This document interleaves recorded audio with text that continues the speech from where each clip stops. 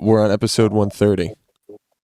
I'm giving it to you before we start. Welcome back to the 130th episode rendition of Cooped Up Conversations with Aaron, Joey, Pro Cop, and me, Cooper. Joining us today, a very special guest. Is this your third or second time? Second time. Second time. Oh, we'll have to pop the third cherry and get you in the trifecta club. But joining us for the second time, a man of many talents, the curator of New England Freshwater on Instagram, the best fishing page you aren't following yet, Mr. What do we call you on this? What did we call you last time? Can we just call you Havey? Because that's probably you can call me Havey. That's fine. Okay, that's probably what's gonna be. It was probably gonna happen anyway. I don't remember. Like, it's so tough because some people are like, "Oh, like I have like important things in my life. I can't." Oh no, I'm not that important. Yeah. No. Some people are. Yeah, I guess so. Not me. So. So hey, joining us again. Thanks for joining us, Pro Cop. How was your vacation? Let's start there. You went to the desert. That's fun. Yeah, the desert was. It was nice to chill out in. I understand why all the old people go there. But then after a while, it's like, oh, this is all there is.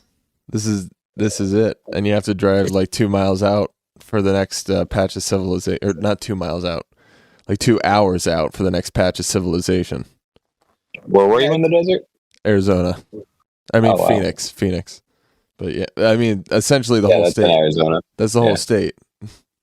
And then there are little pockets everywhere else. I thought like Maine was boonies. No, dude, some of these people in this country, man, just I don't know how Dan does it. Speaking of that, dude, I mentioned it in the chat that you were in Havey, I think, but New York is literally the fucking people who say New York is the greatest. Like, I get why people say it's the greatest. It's cool. It's definitely unique, but it's not real life. Like, the fact that the bubble that you enter, it's like the second you cross over, dude, it's like you enter into like a little bubble of just like, it's too much. There's not supposed to be, there's too many people, dude. I got barked at like a dog when I was walking down the street because this guy was peeing and I like was trying to ignore him, but like he was in the middle of the sidewalk. The homeless are a little different than Boston. Like, people shit on Boston, and like we talked about that one street. Like, you see homeless people everywhere, but like these people, like, it was a little different. And if you stood still for even like a half a second, granted, I was in Manhattan, so it's like, and I was in like closer to a touristy area, so it's like whatever. It might have been more bustling than like that's especially a bubble. But like, dude, you stood still for like 2 seconds, dude, and all these people would come up with like side quests and like sales stories to you, dude. This guy came up to me, he's like, "Here's the deal, man. I am promising you, I do not do drugs." And I was standing like trying to get into the Walgreens, and I'm like, "Okay." And he's like, "I do not do drugs, but like I would love some cash." And I was like, "Hey, dude, I don't carry cash. I'm sorry." And he's like, "Are you sure?" I'm like, "Pretty positive I don't carry cash." And he's like, "Okay, man, thanks." And like walks away. And then like some guy tried to come up and sell me hats that he had in his, and then there was like a guy who had the rolled up the bag with the bags inside, the fake bags that you're like, "Oh, this is like probably a like Gucci I got to like counterfeit shit or just straight up fake." Yeah, just straight up fake. Like I was like looking around for like 3 seconds, dude, and like all these fucking characters came up to me. And I walked into a 7-Eleven. It's fucking the busiest place on the planet. And these people, this lady is screaming, berating this manager, accusing her of stealing, when she very clearly was. She put it in her bag, and the guy caught her, and she started freaking out. Then the cops came in. Because those cops who were standing outside the whole time, and they didn't come in this whole time here in the fight, and the door was opening enough, they for sure heard it. But like, the cops didn't even have guns, the ones that I saw outside the 7-Eleven, and they all were like GTA cops. Like the pairing of cops, it didn't feel real. It felt like they were like wannabe Broadway characters. I've said that before about New York. It's like there will be like a legit like dwarf next to like a fat woman, and yeah, and it's like cops in New York, and you're like, what? I'm like, is this like a Melissa McCarthy movie? Like, what the fuck is this going on? Aren't their clothes always way too big? Like it looks like they're always way too big. It's like way too baggy. They have this stupid fucking hat. And 90% of them, bro, like I don't feel like are cops. Like when you go around other places, yeah, dude, exactly. Like you look at like a cop, and you're like, oh, that's a cop. But like walking around New York, I'm like, dude, you're not a fucking cop. Well, isn't the NYPD like? Yeah, go ahead. I was gonna say like the largest. What the hell is it? Well, obviously the largest police force in the country. Yeah, it's like a military. I was about to say the same thing. I feel like it's like an ancient military. That or LA. Like they're trying to gather as many troops as possible. Where like here, like the cops are like people who actively like want to be cops and have like the ability to be a cop for the most part. But they're just like grabbing people on the streets and saying, "We need you." Like, draft or something. And they have those. Did you see those? Did you see those little cop cars, Coop? Like the tiny little like fucking. Yeah. Like they just stick it in one of those things. And to be fair, bro, like people are like, "Oh, there should be like less policing in New York." I'm like, "Are you guys fucking crazy?" Like everybody there is on like the brink of a complete and utter emotional collapse. Oh yeah, everyone there has to be policed. That place would be. That's what I'm saying. Everybody there is an animal, dude. They're not real people. If you're someone who like, I feel like can live in New York your whole life, like you honestly are built different. Are you a cartoon character in like an adult Disney World for everybody else to come and see America? Yeah, that's basically what you are. But Coop, what boroughs are we talking? We're definitely talking Manhattan. Dude, the whole city. Man. Dude, there's too many people in there. That man. city, like I think I was arguing with Big Buck about it, and it's like that city would not function if it wasn't like a semi-police state. Like it needs to be. There needs to be CCTV everywhere. It needs to be. Like, let's be honest. People can hate on him. Giuliani made that city safer. We have to go into why. Stop and frisk. I'm all for it. And that friggin' city, dude, stop them all. Stop everyone. Frisk everyone. For real, bro. Honestly, we've been enough places abroad. I felt more like I've been to cities, man. Like you know what I mean? Like it's not like I'm like someone who's like foreign to walking around a city. But you walk around there and you don't feel fucking at ease at all, man. Because even if something bad were to happen, like I know these people aren't gonna like help. You know what I mean? Like, everybody's just gonna kind of stand there. But I can probably join in and beat the hell out of you with someone else. You know what I mean? Like, bro, I was smoking weirdos. I had to smoke a joint when I was walking around, bro, because I'm like I need to look like I'm more comfortable here than I am. And I was like walking down the street by myself on this one like kind of like side road. And there was two cops standing at the end of the street. I had the joint in my hand, and we made eye contact. And I'm like, "Is weed fucking legal in New York?" I was like, "Oh, like it has to be. Like they don't care." Sure, and like as I was walking up, I'm like, "Dude, if these people try to arrest me right now, I'm like, I do not want to end up in New York jail, dude. No way. End up in Rikers. I'd be fucked. I'd be Cooper in Rikers. Dude, I kind of like somewhat disagree with your thing on New York, though, because it's similar to where Joe and I used to live. Shout out Dorchester. But like, no, I'm not. I haven't finished my sentence. It's like the area where we lived, it was like a mini police state. So I never felt like unsafe because you just saw like 1,000 cops all the time. And I know we just made fun of the cops in New York, but that's kind of like partly why I like feel more at ease there some places, because it's like there's just CCTV and cops everywhere. I'm like, nothing's gonna happen. But nothing does happen. People don't care down there, man. Yeah, they're pigs. I went once in my life, and I took Megan there. Like during Christmas time a few years ago. Jesus and going during Christmas was the stupidest, single-handedly right. The city's like dirty as fuck too during that time of year. Dude, it smells like trash everywhere. The first thing I got out of we took a bus there, and we get out of the bus, and I'm like, dude, this smells like piss and just like waste everywhere. But yeah, and we went out at night and stuff and saw like a tree and whatnot. And I've never seen that amount of people in one spot. It was insane. It is like, that's why it's like a cool place to visit. Like this was the first time I kind of more immersed myself in it, and like we went to Queens and stuff too. But like, dude, like it is super cool. But like, I just fucking. It is something different, and that's why people are like, who, especially during COVID, who are all riled up about like, oh, New York's making you do this crazy shit. And I was like walking around, I'm like, how did COVID not wipe this place out? Probably World should War have. Z, the Battle of Yonkers. Well, like, dude, dude, the battle for Yonkers, dude. Like, I'm thinking, like, dude, all these people, like, half of them rent an apartment for the sake of never being in their apartment, really. And it's like all of them were locked like in, man. I'm like, I'm shocked those people didn't revolt. Like, I would have been horrified to be. And the thing with like a city that big, dude, is it's like it probably wouldn't take much for a fucking mega virus to start there again, dude. Like, I mean, that city's cooked one day. That city's absolutely cooked.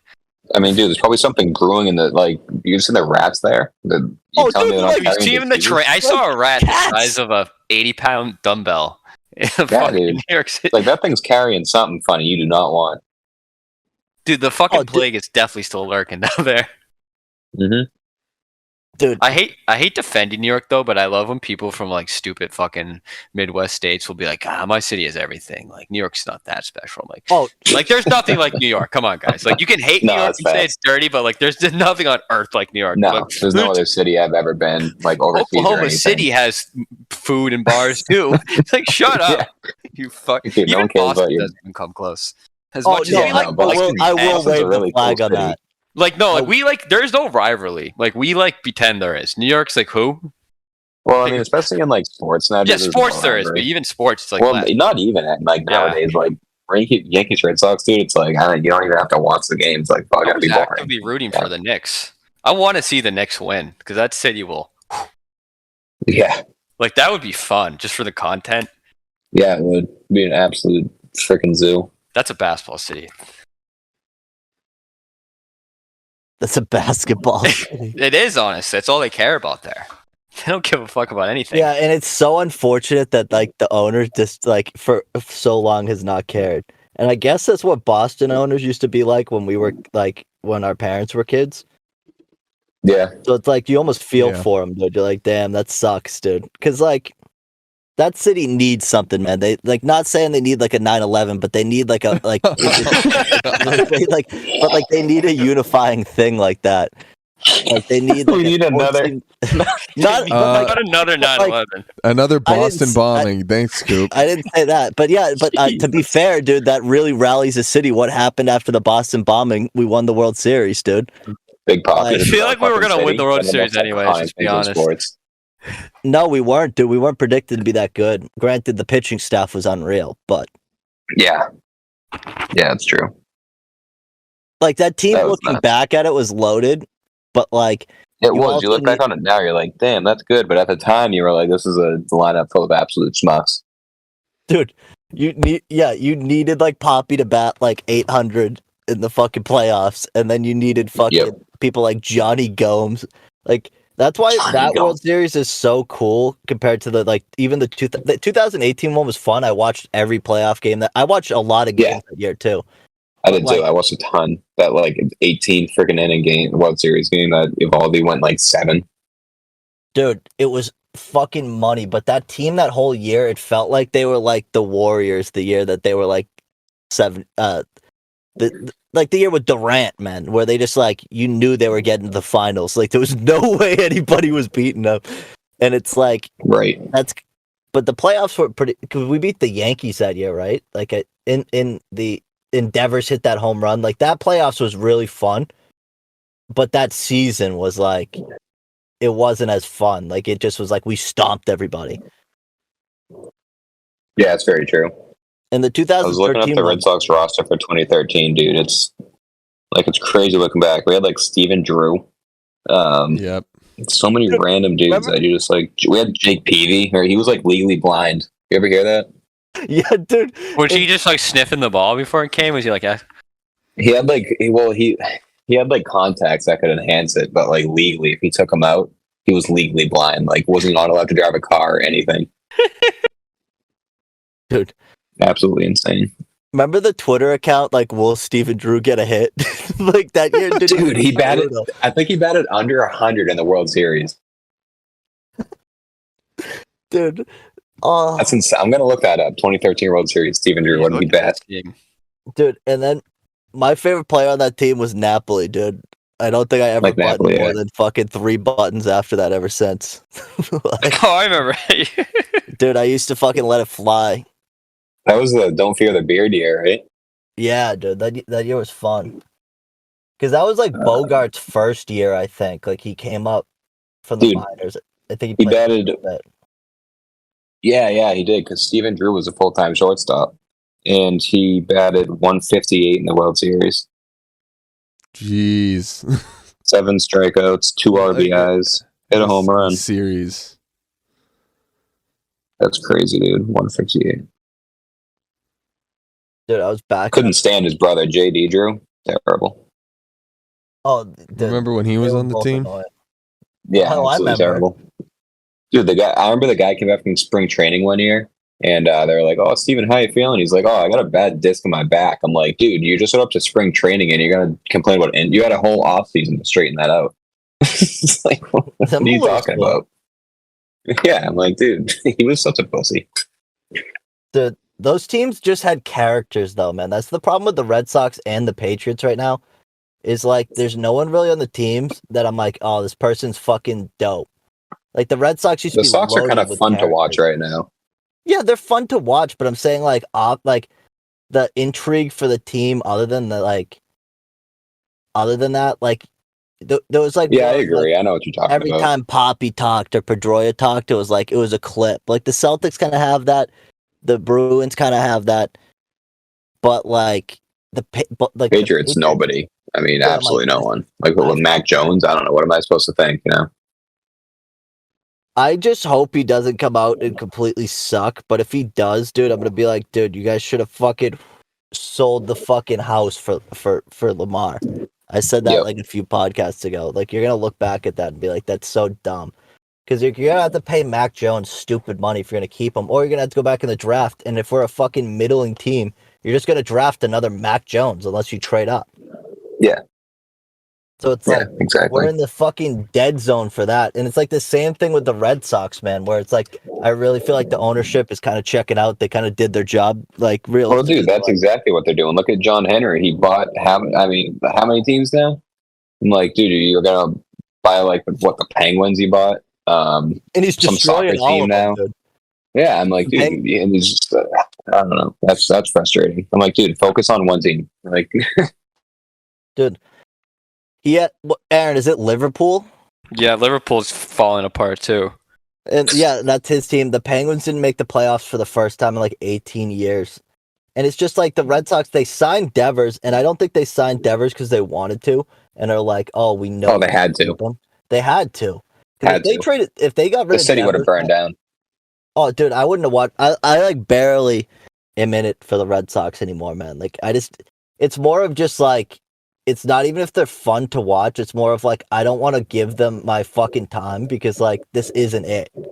This isn't it. I completely agree. It's a slap in the face to, I think, every Red Sox fan, what they're doing right now. Dude, like, here's the deal. They're like, oh, well, they're trying to get it like Tampa where they win. No, do not want. Dude, I do not want to. So boring to watch. That's why people. They get to the first or second round of the playoffs and they're done. That's all they are. That's all they're ever doing. And even if they get to the World Series, man, they don't have the fucking guns to compete. What's the deal with Tampa? Can you explain it to a non? Well, what the deal with Tampa is they basically have like, what they do is they just know they're never going to really keep free agents. So they just try to load the farm system and pick these people who kind of, similar to like what the Patriots do, honestly, where they try to find these people that kind of like, on paper, look better. They like don't look at the player as like Edelman. Yeah, but like not even that, because it's like Edelman like had the difference I think with the Patriots and the Rays is like the Patriots are good at finding like those people with like the intangibles, dude. Like Edelman had the intangibles. Like, not saying that no one in Tampa ever has, but it's like you also have Longoria, like one of those bring up guys, or am I? Yeah, Longoria was there. Yeah, And he's one of those he guys. left. Crawford. And then, dude, Fuck. yeah, Crawford. I hate that guy. Don't get me started on him, dude. Oh, well, that was a terrible contract for the Red Sox. Awful. And he used to smoke us. And I remember as a kid, I was all happy. I'm like, oh, we got Carl Crawford. And then I just wanted to kill him ever since then. I was like, dude, you suck. What was my? Oh yeah, they got a Rosarena, Wander Franco, but they're gonna like Franco's not he's not gonna play that much longer. You know what I mean? Once he demands any kind of big money, see you later, bye. Oh yeah, he's gonna end up at the fucking Yankees or the Mets. Or Dude, you know what? You know what the Rays are? They're a farm system for the rest of the AL East. That's what the Rays are. It's kind of like what Baltimore is. I was gonna say, is that what before they got good? Wasn't that kind of what like Atlanta would do? Like they would be, or no? Because I remember Atlanta, they'd be good as fuck, and then they would just like get rid. They'd never actually obtain anybody. Another team that was very good and drafted really well for a while was the Giants. Like they were my favorite NL team besides the Cardinals for like ever, because like first off they drafted a ton of kids who played down the Cape, but like those kids who played down the Cape, dude, it ended up being like Posey, Brandon Belt, Lincecum. Like they had another pitcher. I'm trying to think. And Lincecum was my freaking dude. I loved him. Dude, he pitched in Harwich. He was fucking filthy. I remember that. Yeah. I never watched him play, but I remember hearing.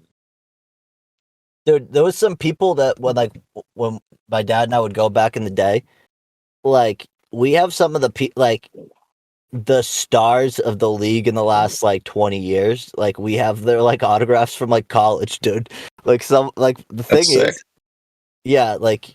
The thing is, we have too much of it. Like, my dad's like, we probably should sell some of it. I'm like, probably, dude. We probably don't need 4 Buster Posey signed things. We have, like, an all-star game, dude. And there was, like, 18 players, and, like, 12 of them ended up being, like, MLB all-stars. Like, crazy. Did you ever get Chris Sale? Dude, I must have, honestly. Actually, it matters when he pitched. I can't remember what year he was.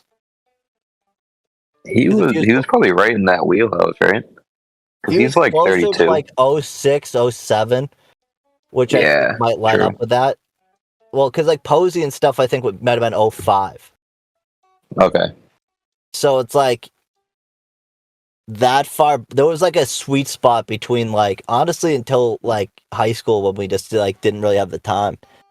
Was like we would go to probably like we'd see every team every year probably. At least once. Cool. So, like, we'd know who was good on the teams and just be like, all right, go get this kid. Because I would chase down the foul balls. I'd bring the foul ball up. Dude, the ones who would be the man, dude, who would be like, oh, like, this kid just fucking tracked down this foul ball, would sign the sweet spot. Like, I have a ton of people, like, sweet spot, like, balls. And those are the fucking real deal ones, dude. Yeah. Sell them. That's sick. Yeah, dude. Not to say I got him to sell him, but at some point, dude, like I said, like, do we need 15 of these? Dude, you gotta think like a Buster Posey signature. I'd probably go for like a decent amount. Dude, we might wait till he goes to the Hall of Fame. Yeah, it's gonna definitely jump. But I mean, he was an iconic player, you know, like that's worth some cash, I'm sure. Oh yeah, dude. Dude, speaking of cash, I found I saw my parents a few weekends ago, Mother's Day weekend, and they have like a bunch of my old baseball cards like still in the house, and they're like, "Yeah, just have them." So I like going through, and the most expensive one's like $30. I'm like, "Hell yeah, I'm on top." Dude, fuck yeah, dude. Nice. It was a Ken Griffey Jr. actually. Like, dude, nice. I was hoping to find like a gem, like a Honus Wagner rookie card that's worth $3 million, but nothing like that. Now it's all about they'll be like, oh, like the blue rare super special 1 out of 10. Like I've been watching videos of like card collecting. Yeah, it's kind of stupid. Like they just make them up almost at this point. Wait, so that's how they like code their rares and that? Like, they market it like that. They like try. Dude, I have a that's like Magic the Gathering essentially. That's how when you right, but Havey's saying is like how I assume it's like Honus Wagner rookie card, fucking that's worth $3 million, but now they're just like, oh, you packed like fucking Honus Wagner, but it isn't the fucking special edition red. They're like, it's worthless. There's all right. I'm like, okay, that were made. Yeah, I'm like, okay, dude. And I have like a couple hundred like 70s era basketball cards that I don't know what to do with. That's kind of cool. I bet Like there might be some cool ones in there. Yeah, I'm gonna actually. I have them sitting. You got a bunch me. of plumbers. Yeah, dude. This guy was also on the Roto-Rooter All-Star team. There might actually be some like they might be 80s and 90s. I'm not sure. I haven't looked at them in like a decade, honestly. They just kind of followed our family around. But yeah, there's like hundreds of them, like baseball cards too. All right, guys, I got my baseball cards in front of me because I like, cleared my parents' house and I just found them. Who should I go through? This is definitely from like the 2004 2007 era. Definitely in between. That's what I got too. Yeah, that's like my wheelhouse of cards too. Hold on, let's go to the socks. Definitely care about the socks. I love the fucking guy who like pretends to pull like world leader packs, dude. George Bush rookie card. I sent that to my dad. And he's like, "These guys are fucking idiots." And then I sent them the Hillary Clinton one, and he died, dude. He was like, "It's hilarious." I don't think he like put the two and two together. It was the same person. He's like, I got her, dude. I got some hockey cards.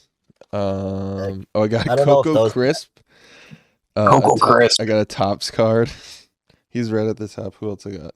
Uke, Schilling, some Topps. I don't know what era of Topps these are. The problem is, like Aaron said, though, like it's not like you can get like a really good player's card, and they printed 1 million of them. It's not worth anything. Dude, I have a Mickey Mantle card. It's worth $3. dude. That's so fraudulent. Dude, and you know it was wild. So like the way they're like the pack is for them, you can put them like back to back, and there's like pockets for them. And this one was like in between two cards, so I couldn't see it. So I pulled it. I was like, dude, I got a Mickey Mantle I didn't know about. I'm thinking I like won the lottery. Okay. I look it up. They're like, yeah, it's like $350. Guys, you ready for this big one I just found? Daisuke Matsuzaki rookie card, or Matsuzaka. Whoops, I forgot his last name. But I got the rookie card. Look at Daisuke. Daisuke Gyro Ball. That's a blast from the past. Whatever happened to him? He just like fade out. I think he went back to Japan. Yeah, he's pitching in Japan still. He had that the first year we got him. He was like unreal.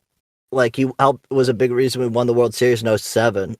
And then he really fell off after that. I don't even know if he was I don't think he was on the 13 team. I think he was one of the people in 12 who were just like. No, he was on the 13 team. He was? Okay, there we go. Oh no, sorry, no, he wasn't. Sorry, I see a mint. I see a mint $20. So if I get it, like approved, it would be $20. Oh, there you go. Seen some fives. Okay, this is a decent card. I will say that.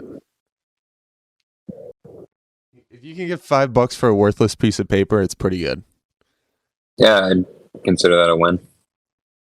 When the whole pack was like $5 back then. Yeah, exactly. Yeah, but it's not a Bin Laden rookie card, so. Mr. September himself. Speaking of baseball, I've been watching this YouTube channel called like Everything Baseball, and it's the best YouTube channel ever. They just do long form videos about like just like how Dominicans are like addicted to steroids. This is interesting. Yeah, it checks out. I mean, it does. I think 80% of all positive tests are from Dominicans. I have a Joe Torre card. Huh. Is he? Oh, I have these Mickey Mantle remake cards. Those might be. I check those out, dude. I got 3 of them. Huh. It can't be that rare then. There's only 3 made. I literally used to think like for example, like a fucking Shoeless Joe rookie card would be like literally the only card ever made in existence when I was little. I was like, there's only one rookie card. That's how it works, right? A 2006 Topps remake.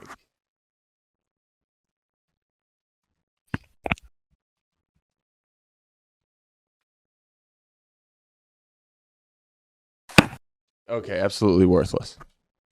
Really? Nothing? Like a cent. Oh, jeez. I see Not even- one for $290. You could There you go. probably sell them like, I have this many baseball cards. I have no clue what's in there.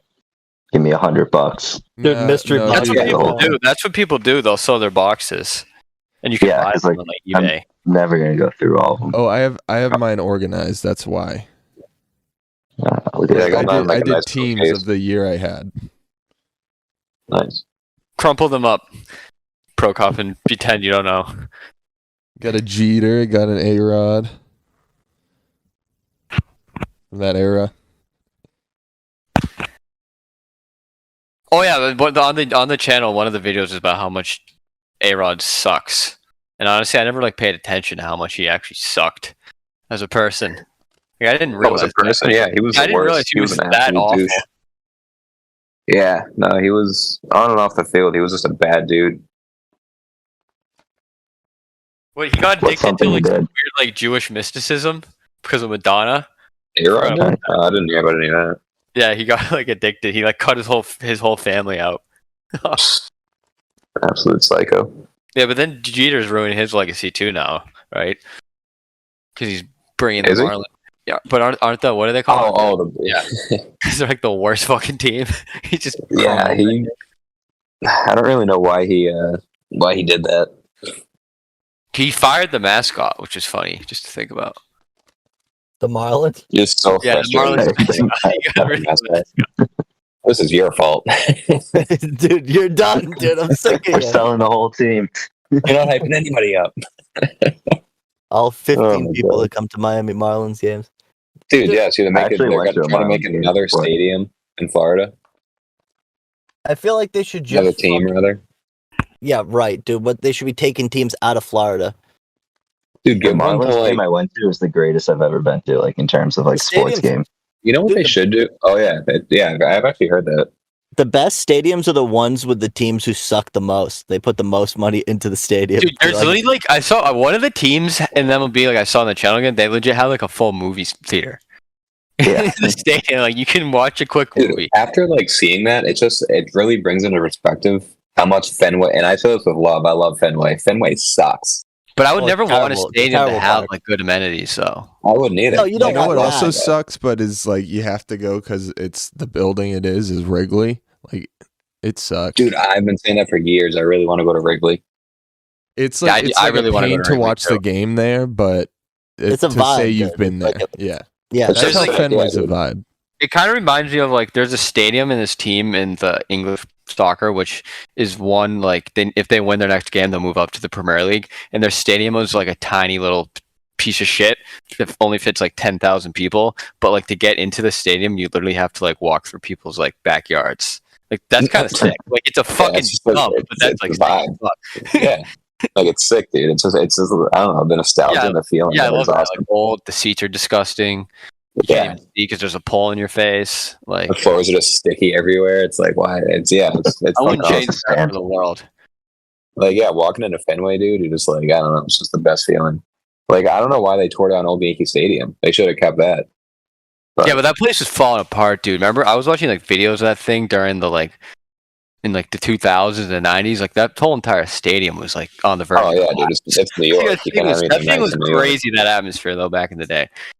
Oh yeah, they did roll call back in the '90s and all that. It was absolutely wild. Place was a zoo. Yeah, but if it's in the Bronx, I'll never forget that. And like the Yankees playing a shithole. Yes, they do. Well, it's like the old Boston Garden. That got pretty rowdy too. Yeah. apparently the building used to like shake, dude. Yeah, and like the upper deck like overhung the friggin' court. So people said it was like the hardest freaking place to play in. It was just so intimidating. Like it was always wicked hot. And it just sucked. Used to be rats. I remember my dad telling me there used to be rats running like under the seats and stuff. That's so cool though. Yeah. Who It's was just a saying also vibe, you know? sucked was the fucking old Patriots Stadium. Oh, Schaefer? Yeah, that was a fucking disgusting, pitiful dump. Dude, my dad was also telling, because my dad grew up in Mansfield, not that far. And he said you could just be able to, him and his buddies would go out onto Schaefer, like the field, Schaefer Stadium, and just like play catch. They had nothing stopping you. No, he used to see Steve Grogan, one of the old quarterbacks, just like running laps around the stadium. And then when they want him to leave, they're just like, "All right, guys, get out of here. Like, come back tomorrow or whatever." But they just like play on the field. No one stopped them. 9/11 changed everything. I bet we could be doing that today if that didn't happen. Dude, exactly. Ruined everything. Fuck You you. sick. Imagine trying to sneak onto Gillette. You'd be fucked. There's probably snipers sitting in the fucking. Oh, they cut the tower down. I forgot. Have you seen it? By the way, anybody? No. The new Yeah, I've Gillette? been over there. There's a fucking screen that makes Jerryland look fucking pathetic now. I saw pictures of it. It's like half the fucking size of the stadium. The screen. That's like the one the Cowboys have. It goes like from the like 20 to I don't know. It's fucking massive. On the far where the like tower used to be, like back there. I hated like how open Gillette was. That's like the one complaint I have about this. It was wicked open. You look at it, you're like, damn, it's kind of. Yeah, like I kind of like stadiums when they like close you in, and it just feels like a fucking army's in there. Oh, yeah, it gets rowdy, way rowdier. Gillette didn't have. I bet you it will now with the screen though. That's what I'm saying. It's gonna feel more closed. Anything to make it rowdier when the team is fucking mid. Yeah, exactly. I didn't even watch like any Patriots this year. I'm not gonna watch them. Just kidding on it. Yeah, I just straight up don't want to. This is why I'm banking on the Celtics. I need the Celtics. This is my. Dude, if they came back from 3, then what are they 3-1 now? Or are they playing tomorrow? Yeah, I'm convinced they're doing it. That'd be sick.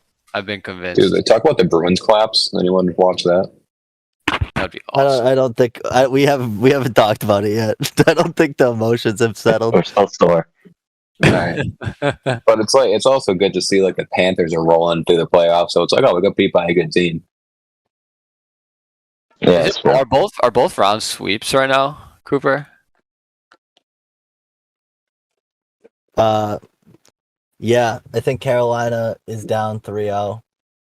And Yeah, I think you're right. Yeah, Vegas, right? God, hockey sucks. Boo. I kind of want Vegas to win because everyone else doesn't want them to win. I'm just bitter at this point. I was wouldn't not educated enough to hate a hockey team. No one really hates people except for the Bruins. I feel like and the Canucks and the Canadians. The problem is, dude, is if the fucking Golden Knights win, all people are gonna talk about is how fucking the old coach goes out and wins, and then we get swept in the first round. That's all. That's gonna be the talking point all summer because the Patriots are gonna be boring. The Red Sox hopefully will be in it, but I'm waiting for the fucking spiral. Yeah, they're not going to be in it. So we're already in last place. It's just like I think everybody's like, oh, like they're 500. I didn't or whatever they are. They're like been doing they're good. Playing above expectations, but that doesn't mean they're good. Yeah, dude, it's just fucking terrible. Coop, did you call it that it was officially the Boston sports apocalypse? Or yeah, dude, I just don't want to. I don't want to. Here's the deal. I don't want to call it right now. I don't want to say it yet because I think if the Celtics win this next game, I do not trust the NBA as a league to not do everything in their power to keep the Celtics in at the next 2 games. I think the NBA is the most.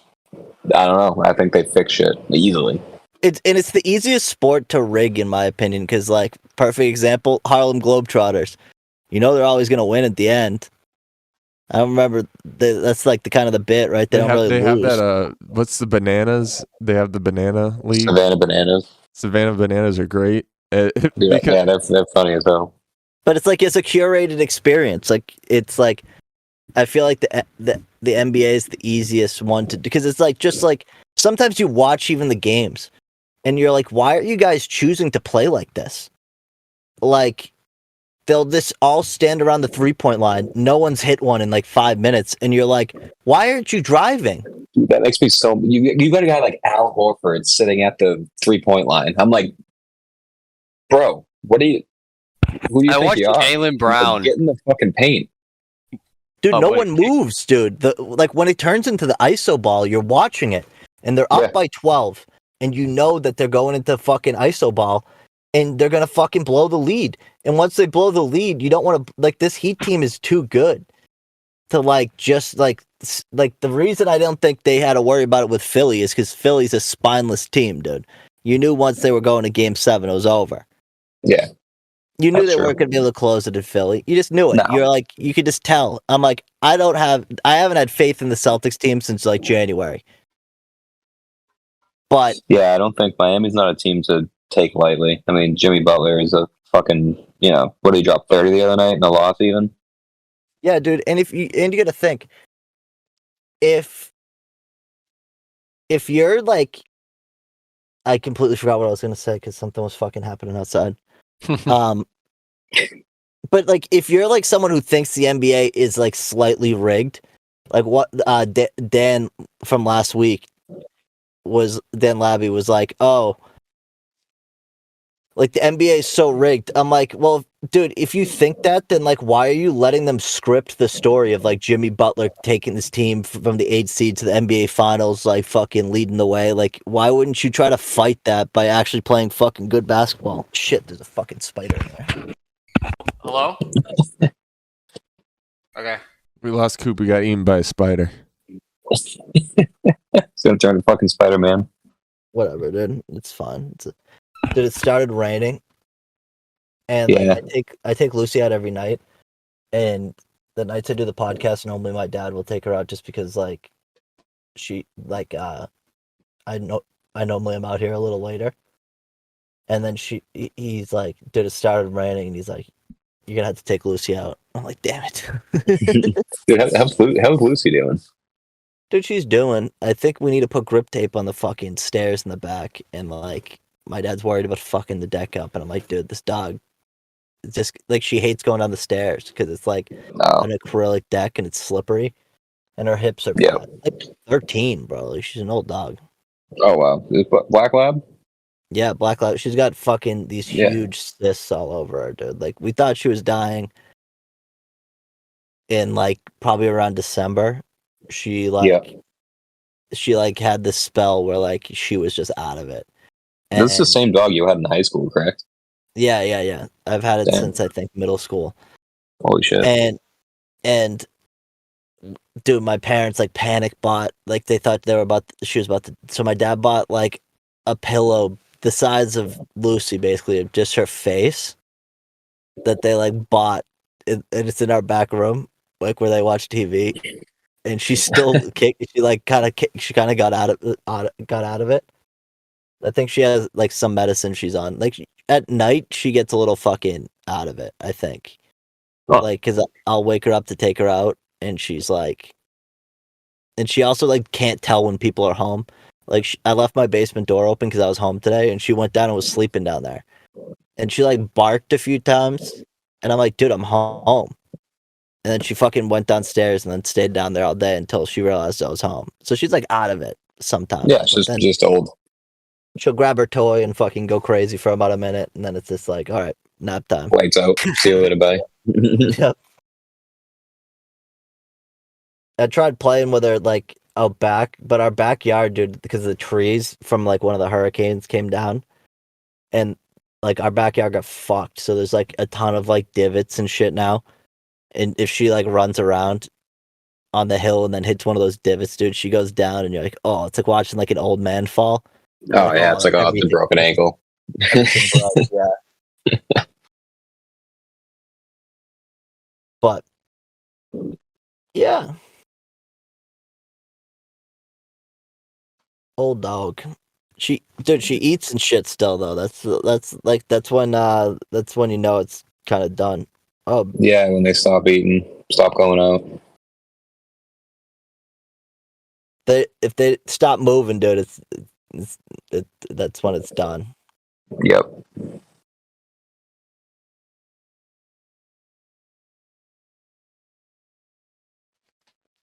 I'm sick of all the dogs I put down over the years. Dude, I was just sitting here thinking about dying dogs. Thanks for I put down like 4 dogs over the years. That's fun. Dude, honestly, one of the most sad I've ever been for like a pet was fucking when Brooklyn's old ass cat had to get put down. Like this 22-year-old cat, dude. I was I had to leave work. I was like moving furniture, and I'm like, I need to go home. Yeah, that's I get it, dude. It's the worst. They're parts of the family, you know.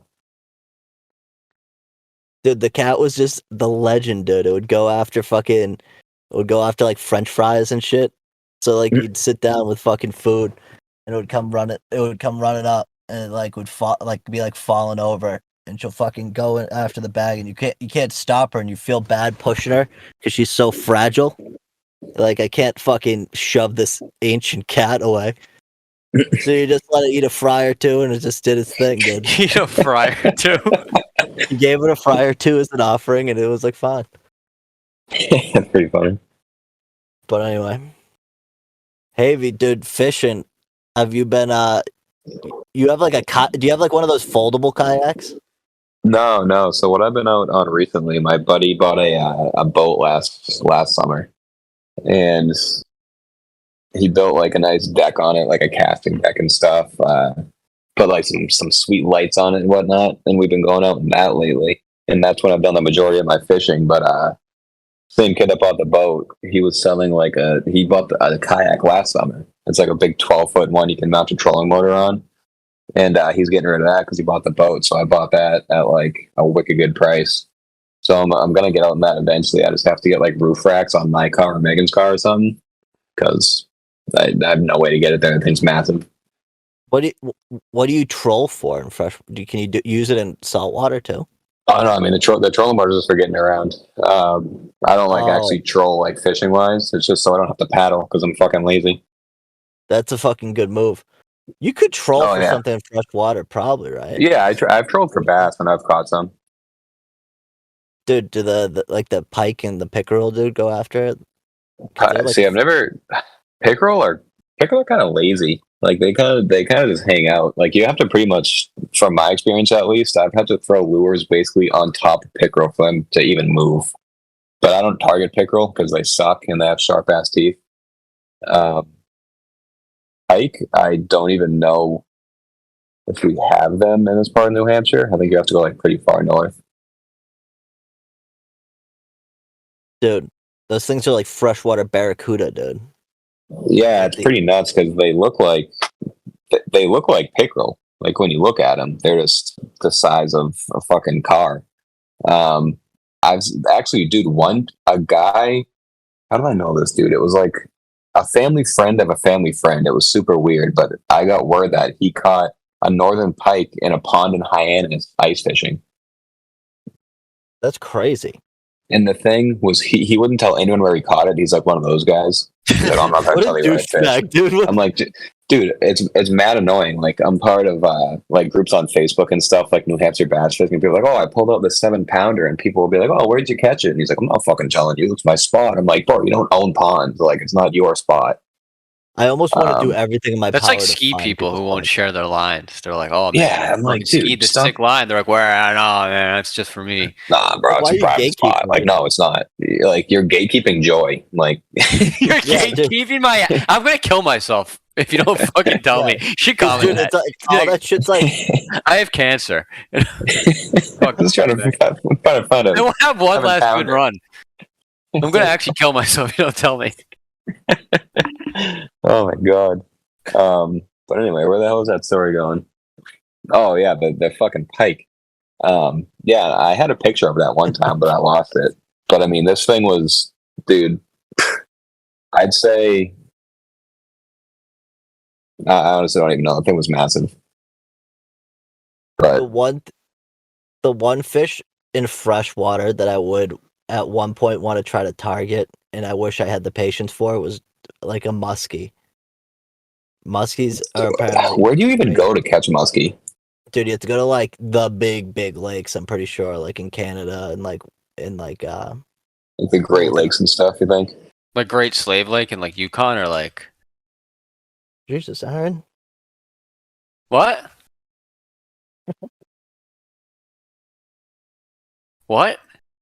I was joking, Aaron. I don't know. I'm looking. I didn't hear you though. You could just repeat yourself, or did you just swing and miss? For you, muskie, I feel like Kentucky area almost. I don't know why I feel that.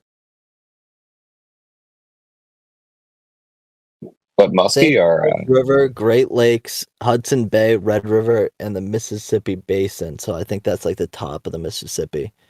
Yeah. But no, they're. I've heard they're. I've like seen videos of people catching them, and they're pretty cool fish. Another one is sturgeon. You ever see someone catch a fucking sturgeon? Dude, those things get crazy big. I guess if you go to like I think it's like there's this one lake in Spain. Jeremy Wade went there once, dude, but they like grow so big. It's like basically like catching like a fucking shark, dude. Yeah, basically what it looks like. It definitely doesn't look like it should be in freshwater. It's pretty wild. That's why like those big lakes, dude. I'm like, I would be more scared to swim in those than not that like sturgeon eat people all the time, but like No, but just like knowing that's under you. Yeah, dude. The big lakes, like especially even in like upstate New York, dude.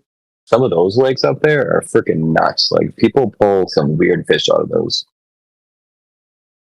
yeah, bro, like things that should have been kept in the ocean, but then got trapped in these massive lakes. Yeah, that's what it feels like. Like it was another bass fishing page I was part of. I thought this dude was fishing on like in salt water. He's like, oh no, it's like one of the lakes in New York. I'm like, buddy, that's like a 70-pound freaking fish. What are you doing? Where are you pulling that out of? The cool thing is we tried to catch them when we were out in Lake Powell when I was like younger. They have striped bass in there, dude. So they like school pretty similarly to like how they do in the water, yeah. But they normally are a little smaller. But they have like very similar like tactics to what they do in like saltwater, but they just are like, which is like weird because they're like been separated and they act the same. It's like it's kind of crazy. Yeah, I'm gonna look it up. I'm looking it up, dude. I want to make sure that I didn't pull something out of my ass. Bass Lake Powell. Oh, they're in like Lake Erie and shit too. Well, I know there's like striper that can live in like brackish water, which is pretty weird. Like salt, so it's like a mixture of salt and fresh. Yeah, so it's like kind of like those marshes and shit. Yeah, like fuck, the one in Sandwich, Scorton's Creek. I'm pretty sure that's like a mixture.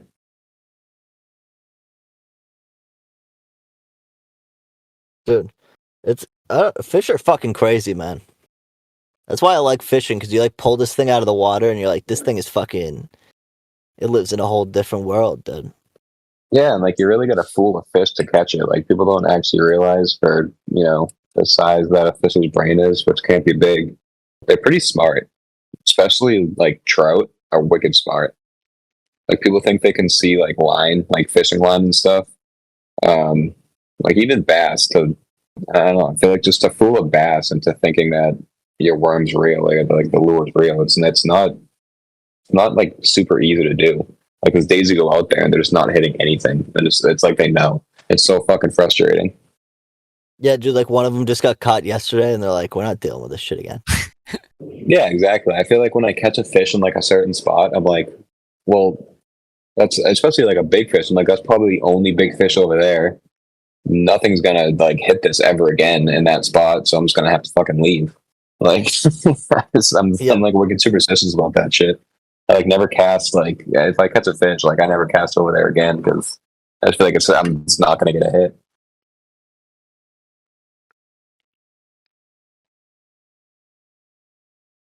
Yeah, dude. Fucking crazy. Love fishing, dude. So dope. The worst is when you kill a fish and you don't want to kill one. Like we haven't had it in the last few years, but when they swallow fucking the like hook. Yeah, you're like, I did not that. A fucking sturgeon, dude. Like you're done. I did that to a beautiful smallmouth bass back in the Cape. Actually, it was probably like 4 or 5 years ago at this point. Like, dude, this smallmouth had to have been like 5.5, 6 pounds. Like this thing was a big boy. And when I pulled it up, like it choked the fucking hook. It was dumping blood from its gills. I was like, oh man, this thing was like this. It was so nice. Like the patterns on it were super freaking cool. It's like my favorite fish that I've caught to date. And the thing just flopped over when I tried to release it. I felt so bad, dude. I was like, I just killed a beautiful fish. You can't eat it. Like you can eat a small You one. If can, you want. but dude, everyone I've ever heard of eating bass are like Southern hicks that have no idea what real food is that also eat fucking like squirrels. So I don't know. They eat. Yeah, like even catfish every once in a while. You're like, oh, this is good, but I'm like, this is like a fucking garbage can, dude. It tastes like mud. Yeah, dude, it tastes like what you pull it out of. You got to really fry the shit out of it. Make sure you don't really know what you're eating. Like the texture isn't bad. It's just kind of like, like there's, you can tell when something comes out. It has that natural saltiness. I feel like it's a lot more bland. Yeah, it really is. Like I just can't imagine freshwater bass tasting good. I've had freshwater trout, and like they're not bad, but they're also like straight from the hatchery when I actually catch them, so they just taste artificial. Yeah, it's like a factory farm fish. Yeah, I imagine like native trout, they probably taste pretty good. You got to go to clear waters, though. I want crystal clear waters, dude. I want to Like a coming off fast the moving glacier. stream. Yeah, I want it coming off the glacier, dude. I want this shit to be swimming in the Evian, basically. And bottle of smart water. It's the only way I'm eating that freshwater fish. Like even salmon, bro. Like I know it's not freshwater. Can be. Yeah, but I'm not a huge salmon guy. I'm like, No, like this is like it's too fishy. Like, I I don't go love through it. phases. If you put the right things on it, it's not bad. Yeah. Like, I'm a it big we had salmon guy. yeah, recently I had it with. You ever had like pepper jelly, like that stuff? It comes in like a jar, I've heard of it. Yes. so you can like put it if you put it on salmon and bake it. Like it's super freaking good. It gives it a wicked good flavor. Even like a teriyaki sauce on salmon, that's wicked good. You can do like sesame type Asian, like soy sauce type mixtures. It's not bad. I want sushi grade salmon if I'm eating it. At Dude, least. dude, I got sushi grade tuna not too far back, and it was absolutely incredible. Yeah, I literally just I sliced it. I didn't even well, I didn't slice it at first. I put it on the grill for 30 seconds aside. Just sliced it and ate it like that. It was freaking incredible. Oh, Dude, like we were poke go- bowls. We wanted to buy a whole fish. We were talking about buying a whole fish. Whole fish. Like with how the leg much would it in the bag. cost to? Yeah, but I think it's out of the price range so far. But Like a whole tuna? Yeah, that's definitely out of the price range. Oh, dude, you spend freaking thousands on a whole damn Yeah. tuna. They were We saying they all were get- going to go to Encore, and then all the winnings was going to go to the tuna. The fish. yeah, There you like go. if we only got we were gonna go into Encore. We're gonna come out. We're gonna have our baseline, what we need for clams, and then if we win like $1,500, dude, we just buy a tuna, and then we That'd be could pretty sick. What would I we think- do with her? We're not going to eat the whole thing for a while. Well, we'd have a feast, dude. We'd have the whole. You wanted to feed the whole city of Somerville when we got there. The whole city of Somerville's coming in for a piece of tuna. Dude, you could Step do it. right up. Yeah. Step right up. But yeah, dude. Hey, we also need to get you on the golf content, dude. We need some fucking fierce matches. Yeah, I'm down for. Have you played yet? Dude, I went once. I went up to Portland to see Ben one weekend, and we played up there. And I played like absolute. Well, we only played 9 for the first 5. I was playing like absolute dog shit. Then I kind of found it, and then I haven't went since. So it's been a minute. I hate playing 9, dude. To be real, Dude, I do too. Everyone I play with is always like, "Oh, let's play 9." I'm like, bro, I want to rip through 18 so I can actually like find my game. I feel like 9 is not enough.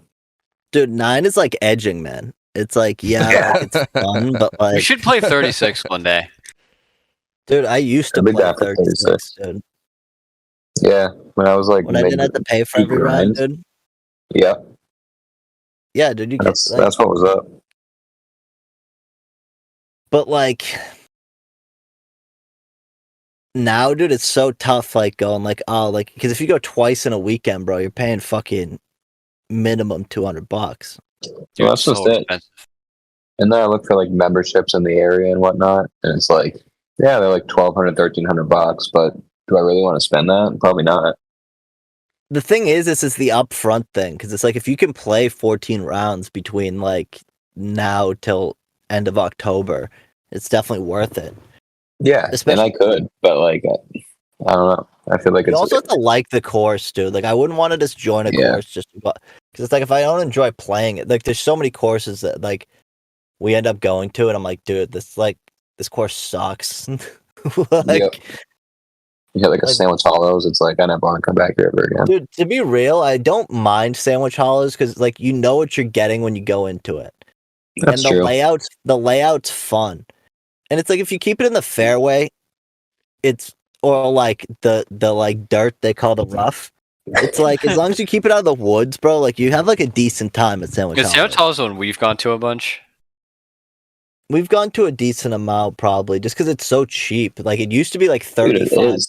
but now it's like Dude, 60. when I was sick, yeah, dude, they charge stupid amounts now. When I was like 16, I got a membership for the whole year for $250, and Yeah, dude, I that's played that insane. course every day. And dude, the only thing I don't like about it is the back nine. It gives me nightmares. I hate walking it. I hate it. I just hate it. I don't walk courses anymore. I don't need to. I remember Yeah, I threw my I think I threw my club into the woods at Sandwich Hollows, my putter.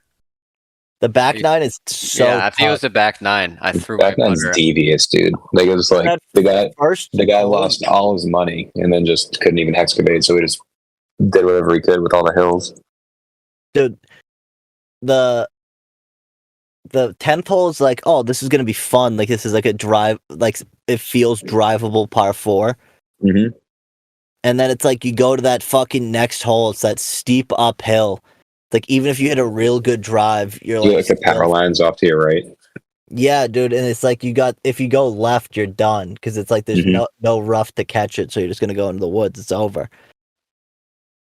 So it's like, dude, and that whole green is brutal too because it's like if you miss right, you're in the woods, but like it does feed down. But then if you miss left, it's You're dead. definitely gone.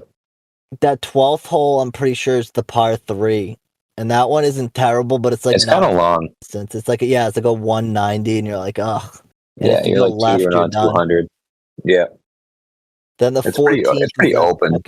that fucking terrible one where Oh, so it's you like can drive it though. It's pretty drive short. it, but it's so fucking if like you have people in front of you, you either gotta wait that whole time, and it's like even if you still drive it, like it's like kind of like how Brookside's 3rd hole is that we played the other day, Aaron and Joe, like where it's like you can drive it, but if like you go even a little bit left, it's gone. Yeah. Yeah, And it's like you can't really go right either. So it's like one of those holes where it's just like, oh, this hole kind of just like I'm just gonna hit a 5-iron and just poke it out. Yeah, I either do that or I'm like a fucking idiot and I'm like, oh, I'm gonna hit 3-wood and try to be like fucking 50 out. And I'm like, what am I doing? Because every single time that hole's a blow up hole for me. Anytime we play a match there, I lose. See, every time I play, the next hole's the blow up hole for me. The fucking hilly one, you're hitting like straight the uphill. par 5, dude. That fucking monster one. There's one at Waverly that's similar, but the one at Waverly's like it's like a 636-yard hole, and if you get the wind, it's dope because you can put the drive out and then it rolls down that next tier. But then if the wind's coming like off the highway, like against the highway, it like creates this like swirling effect, dude, and the ball dies, and you're like hitting 3-woods to get to the green. Yeah, it's absolutely miserable. So like, you know, what used to like scare me too is the tiered green, the second one at the Hyannis. Oh, dude, that hole was always one that like that first hole is like if you didn't put the ball in that little landing area, the best feeling is when you did. And you just fucking poke it out there and you'd be like, fuck yeah, like this is gonna be dope. And then you'd go into that second hole and that tree's really not in play. It feels like it is. But it feels like it is. So it gets in your head so much. And then that next shot, you're hitting like a fucking 7 or 8 iron up into it's uphill.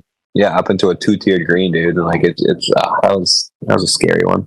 That hole, I think I lost probably 75% of the times we played it.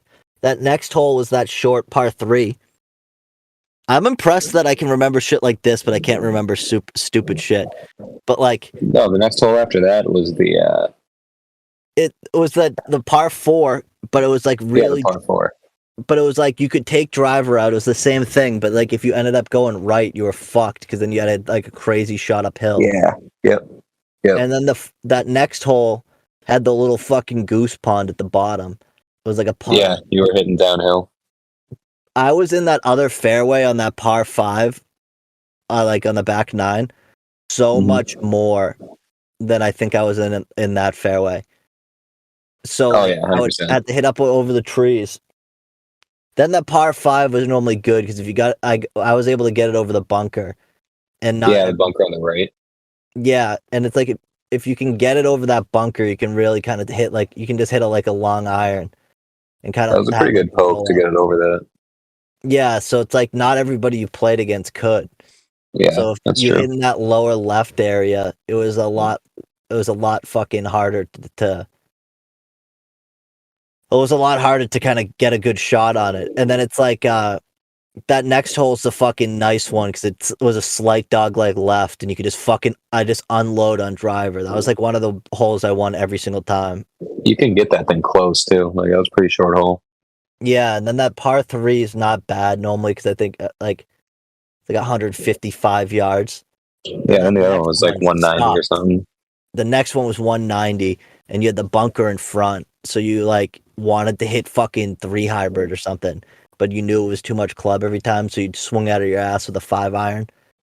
And then that 9th hole I hated because you had everybody on the green after, and that was a tough hole. I think that was the high. I think it was the hardest hole in the course. Oh yeah, dude, because you had to poke a drive, then you kind of had to take a more of a like mid, like it was like a 6 or 7 iron into the green, and half the time it was usually blind. Yeah, yeah. And then, dude, I liked the back 9 a lot better, but like the 8, like it's the same thing. The finishing holes are brutal, bro. Like that course sucked. I hated it. that was terrible, and they charged a lot of money to play there too. Oh yeah, dude. I tried to play there one time and I looked at it and it's like $110, and I was like, "What? Yeah, that's not worth freaking out of here, bro." 50. I'm like, I'll go play Pine Hills after 2:00 for 125 before I play there. Go fuck yourself. I'd rather pay for Old Barnstable Fairgrounds, which honestly I don't like really that much either. It's a challenging course, dude.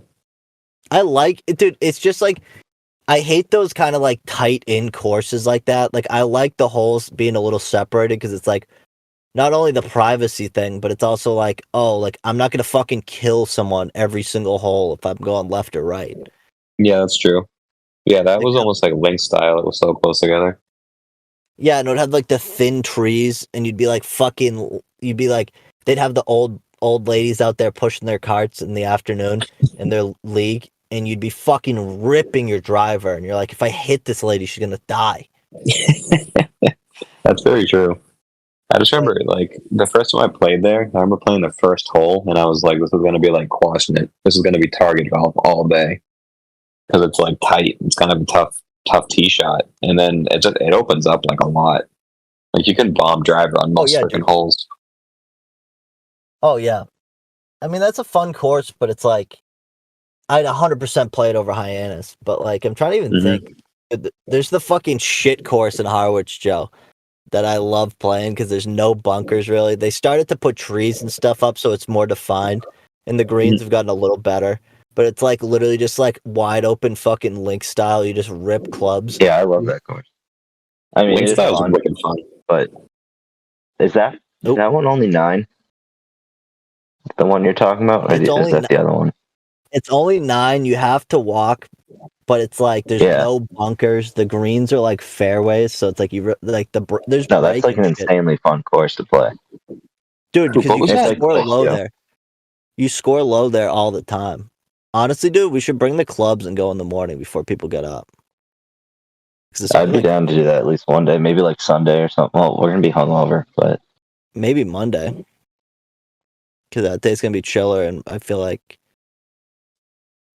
Yeah, no, I mean, it would only take us like an hour and a half, like as long as no one's in front of us. And if we bring a whole group, we wouldn't have to worry about. And we could meet them downtown or something. But yeah, I just don't know if let's see if it's open.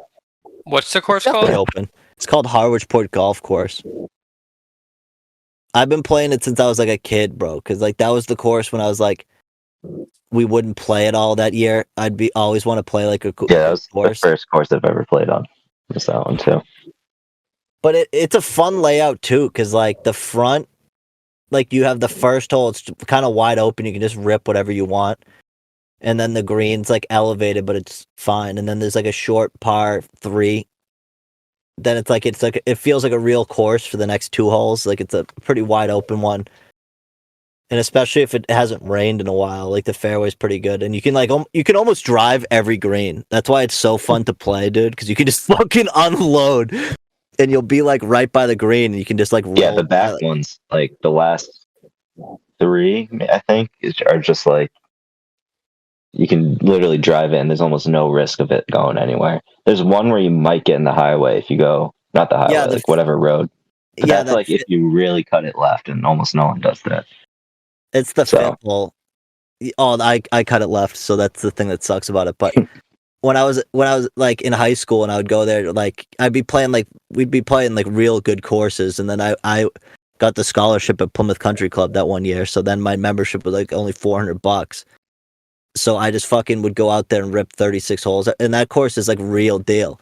So it's like I would go to fucking Harwich, dude, and I'd be dialed in. I'd hit my 3-wood out there, and everyone would be like, "Oh my god!" Like, because everyone's spraying balls all over the place.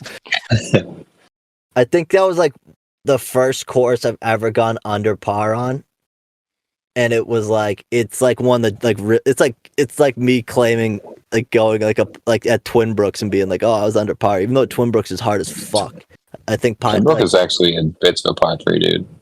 Dude, honestly, most par 3 courses are kind of tough. Like Village Links is kind of, I hate it because it's a lot of shorter shots. Dude, you played like Holly Ridge? Oh yeah, we went to Holly Ridge last year, right? Dude, low-key kind of a tough course.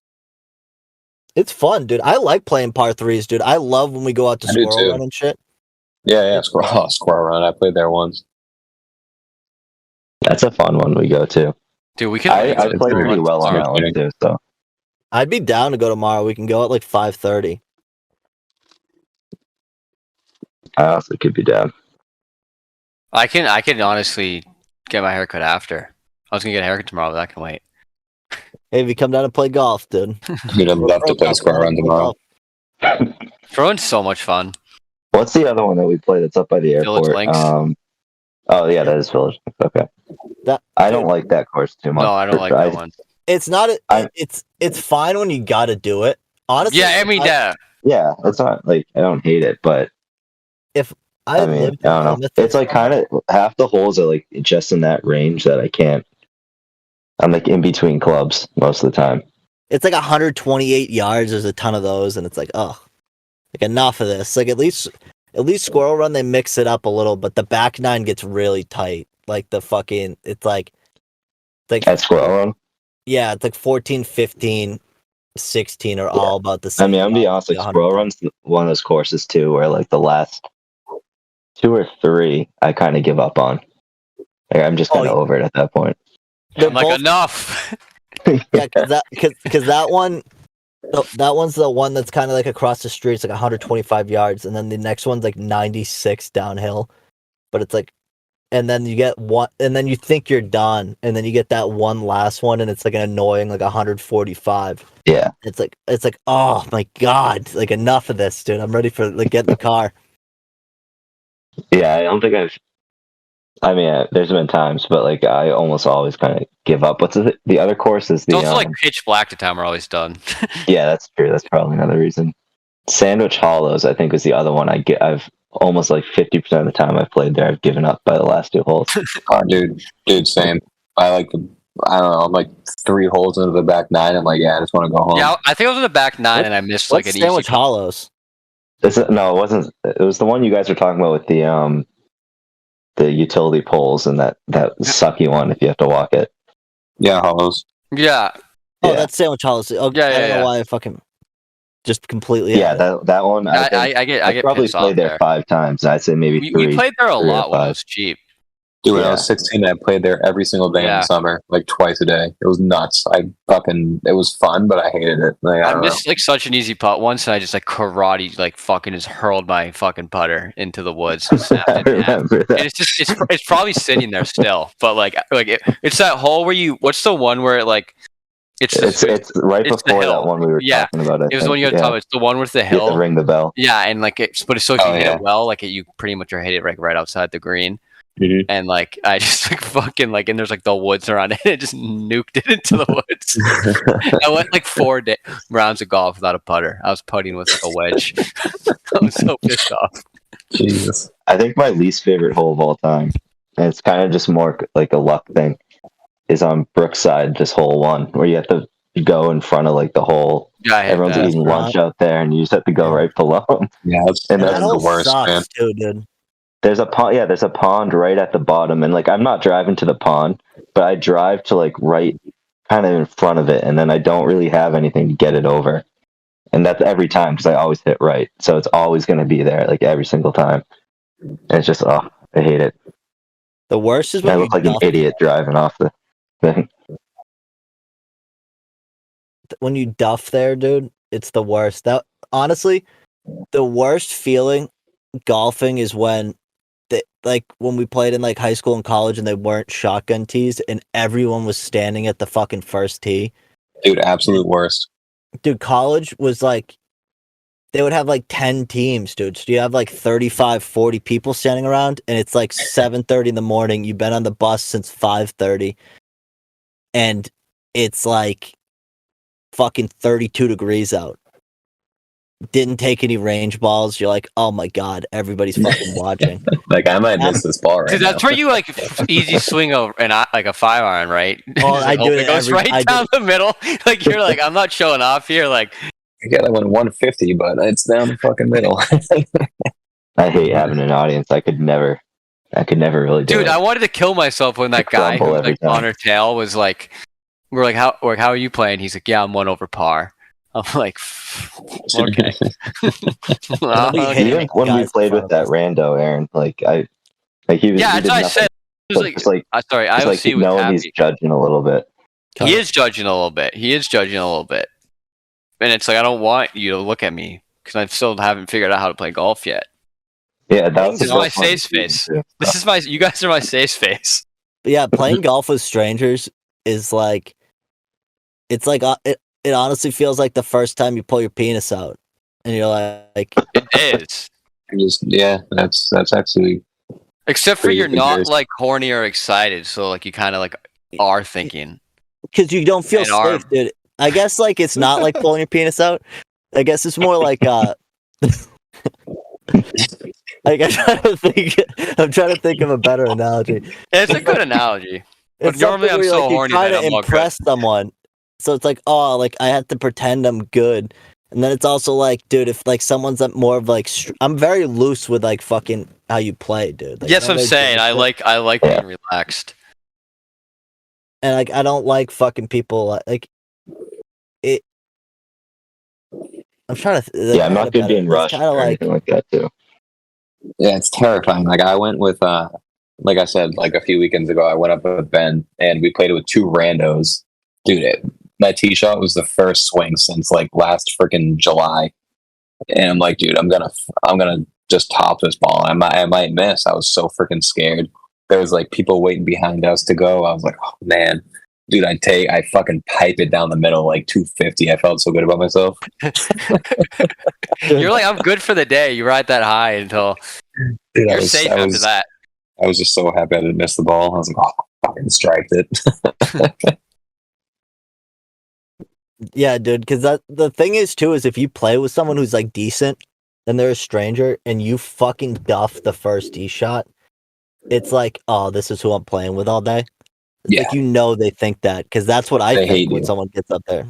Yep, you just hate But them. do they hate you or do they not? Because I feel like If that's someone's decent at golf, they don't But- want to be, because then when they start not doing good, you like know it's like deep down they're like, oh, they're playing with someone who's playing like shit all day. It's kind of like you Yeah. want to. what do you expect though? I feel like it's like going to like. I mean, I mean, a little people are muted, like people are scumbags. I think it's the point. You're right. Yeah, I mean, if you're going to like a local municipal course, like you shouldn't expect to be paired with fucking Bubba Watson. You know what I mean? Like you should, Yeah. you kind of got to lower your expectations. Like it's probably going to be a slow round. It's probably going to suck. Like I don't know. Dude, I hate it. I was like kind of getting like that's the other thing. That's my problem is like those people in front of us were treating it like they were playing the Masters on each putt, and they all sucked, dude. And we hit like a few shots, dude. Where like, fucking, fuck. I got it. IOC was egregious with it. Like he's like, oh, like I don't think he meant to go for the green, but I'm like, that was a once in a lifetime shot. that was a good no, shot. I know, but like he was going for that though. So it's like, dude, we told you they were on the green, and he's like, fuck it, and sends it over the trees, dude. So he comes around the corner, and I get out of the cart, and I'm like, dude, you should go apologize. And he like waved, and he's like, no, dude. I'm like, dude, yeah, because they're gonna be fucking salty all day. And But like, I was pissed at them. I had no sympathy for them. Dude, they No, would. I mean, if I you get know, when it, you're bro. It watching scares the people shit out of putt, you. like when we I think putt, it like was 2-2s, right?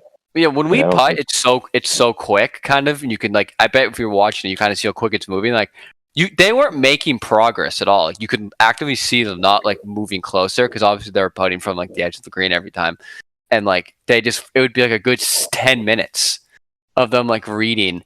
They didn't give each other anything either. You could tell because they were putting when they finally made it like 4 feet. Like they were like 30 inches off the thing, and they were still making reads. And what I think got me in my head more, and it confirmed it when the guy said he was shooting fucking one over, it was like the people behind us were disgustingly good. So it was just like, Jesus Christ, these people who are like unreal on our tail, and there's nothing we can do. I hope they don't think we're the jackasses here. I think they once they saw like that on the few holes that like we were waiting forever to shoot.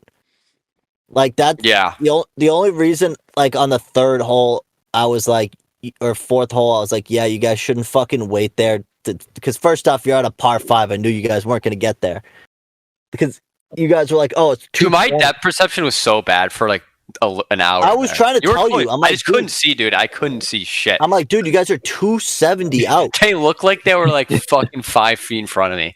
Like you guys were on that hill. Like freaking out. Granted, like your guys' point where you're like, oh, if the stars aligned, it could happen. No, I mean, I wasn't hitting it anyways. Like I didn't realize how far it was. It was straight up my depth perception was so awful. No, I know exactly, but that's what I was trying to tell you guys. I'm like, dude, you guys have a poke, and the guys behind us were watching, and that's kind of the worst too.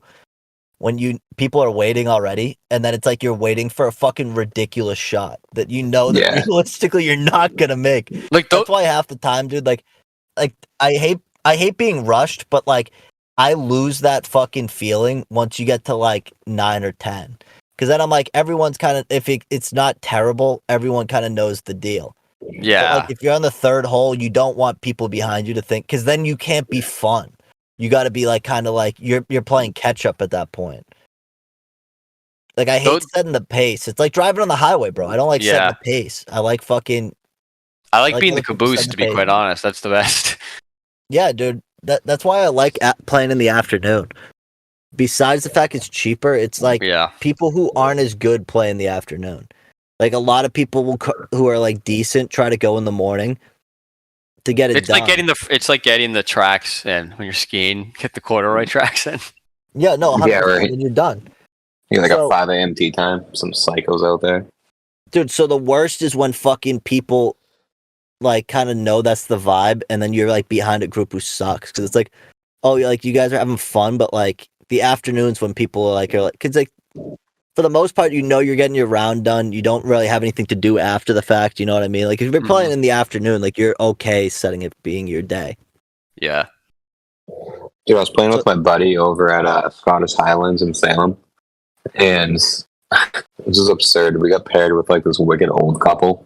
I mean, they had to be like, I don't know, like 78 at the youngest. And this woman kept taking like 5 practice swings per shot.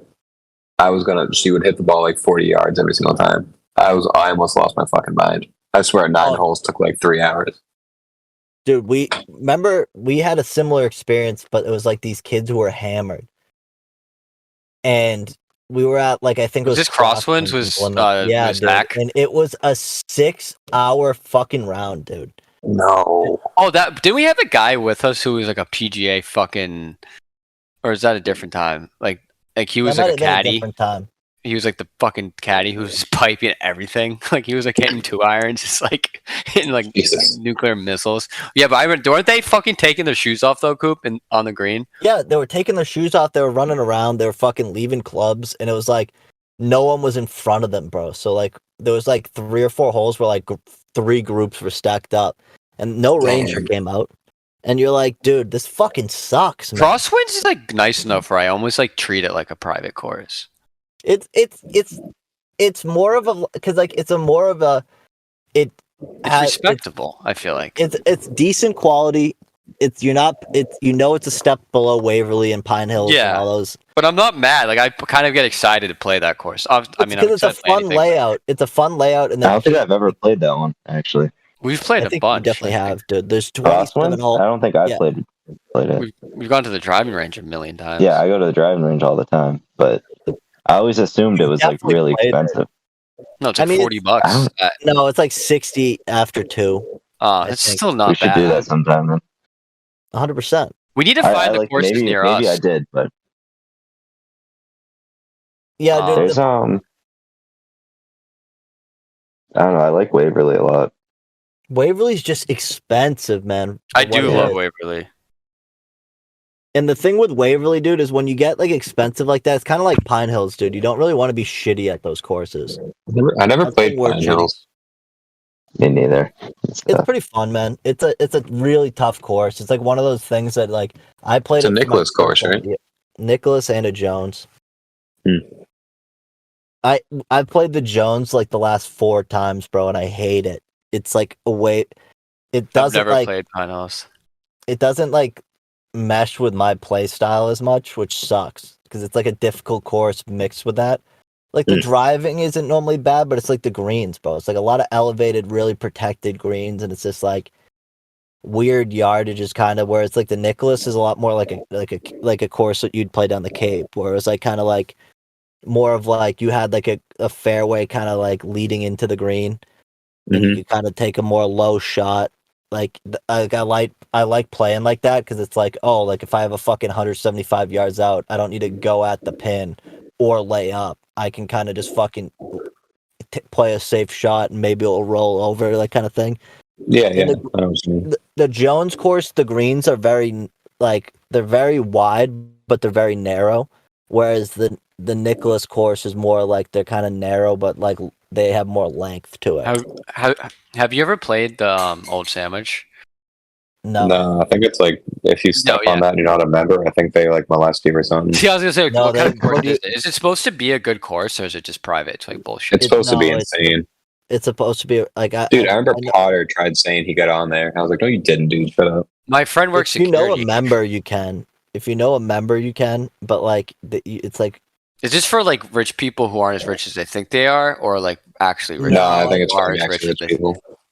Yeah, I think it's for like real rich. I don't know. Because, dude, like that road, like people take it, but like you're not just going down that road for fun a lot, especially part of it. That part of it, especially, is such a force. But it's supposed to actually be like an unreal course that actually is it's supposed to be. You can probably see it on Google Maps or something. Yeah, I mean, I've seen pictures. I just don't know enough about golf to like really. Yeah, it's supposed to. It's wicked freaking private. I'll his ass. I was gonna say, like, I was just wondering if it's like a Hollows where they're charging $100,000. Dude, we got so lucky in high school too, dude. The private schools with their fucking courses were so dope. Dude, I just remember playing freaking Sanctity over in Nantucket, and I was just in heaven. I was like, this place is just insane, man. I think almost every course we played on as I liked playing visiting courses way better because you went in. Oh, they were way better. Normally, and there were like, dude, Willow Bend was dope because we played all the sides of Willow Bend. Willow Bend was ridiculous, dude.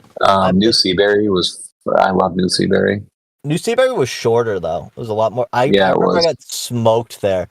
It was the kid shot like a 39 or no, like a 37 or something. Yeah, dude. Dude, I saw him.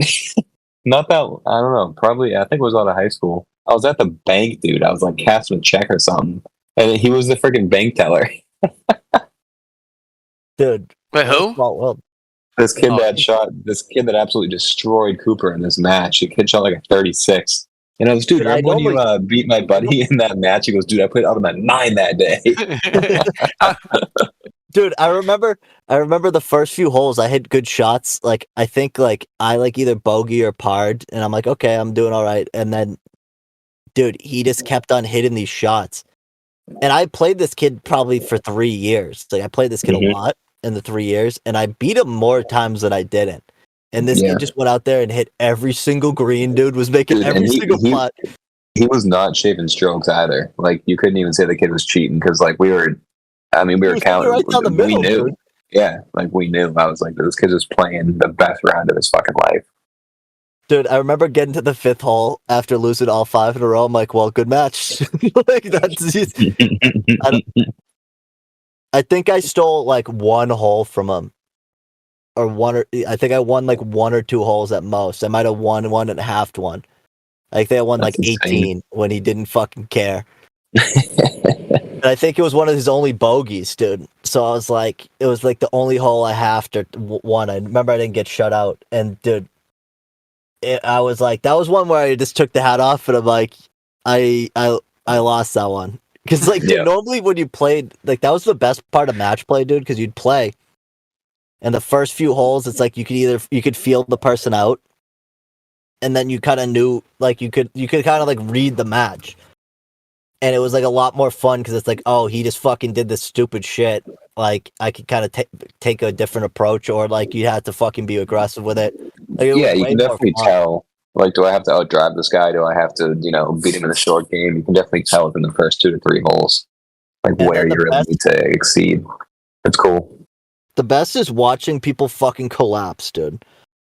Like, you'd be on like the 4th hole, and it'd be like the 2nd shot in a row they hit right, and you're like, oh, this kid's gonna collapse. Oh, you can just see it. It's awesome.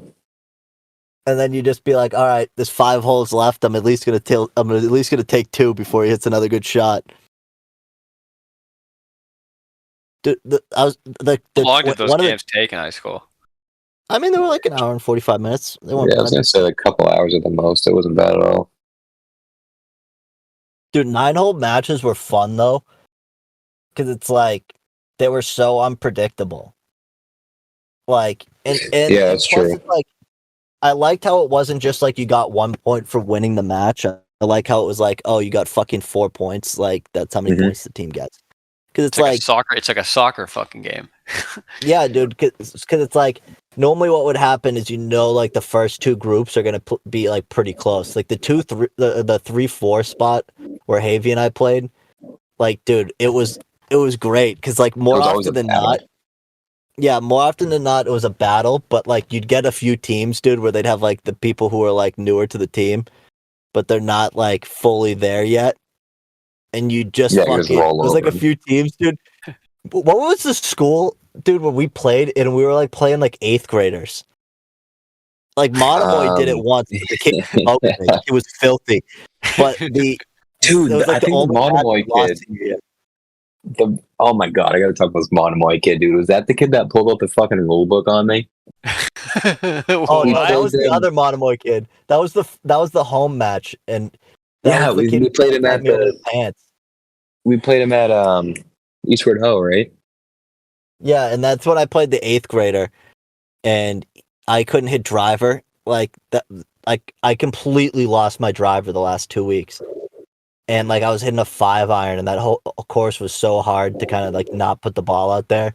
And this kid was just fucking same thing, like playing the round of his life. And you're like, all right, like, and I still haven't lived it down, dude. Every single time I post a picture or something, Potter will comment and be like, oh, like you lost to an 8th grader. Remember you got beat by an 8th grader? Yeah, dude. The kid I was playing, he was originally like their number 1, and he played down to like I remember the rankings got all messed up that game because I don't even think we played together. No, we didn't at Eastwood Ho. I played with like Mitch or something like that, which I hated, dude. I liked being able to he was super awkward, dude. But this kid, so we get to like one of the water view holes, And he goes, in high school golf, you're not really supposed to take your phone out, but I'll let you take a picture. I was like, buddy, what the fuck did you just say to me? Like, you said that to my face. And this kid was like this, like 5'6", like chubby little kid. I'm like, dude, I could kick you into the freaking water right now. Like, you're a bowling ball. And and then we get to like the 9th hole.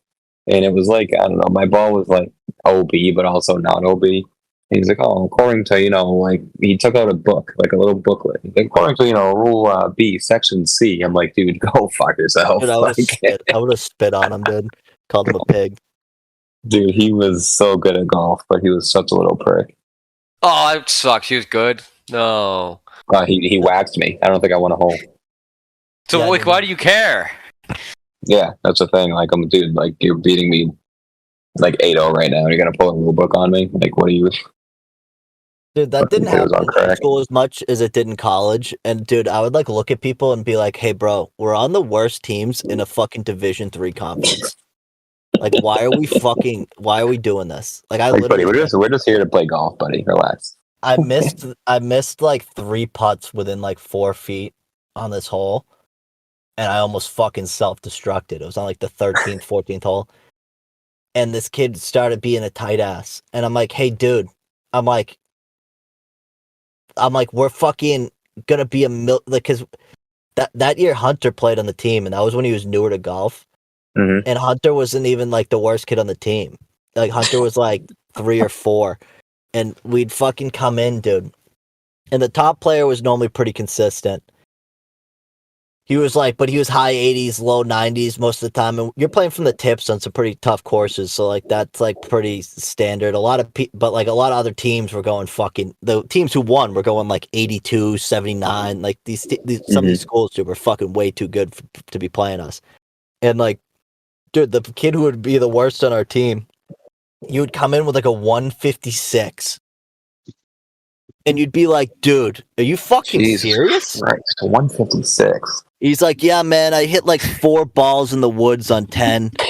I'm like, take a different club out. I'm like, hey, dude. I'm like, cause especially like towards later in the year, I got like I got a lot of good scores. Like I shot in the 80s at captains. I'm pretty sure from the tips, which was pretty cool. Oh, like, that's a good one. Course is that course is tough. And the first day, and of course it was the day that all you guys came. I played like dog shit. I remember that day. I did not play well. And then the second day I played fucking great.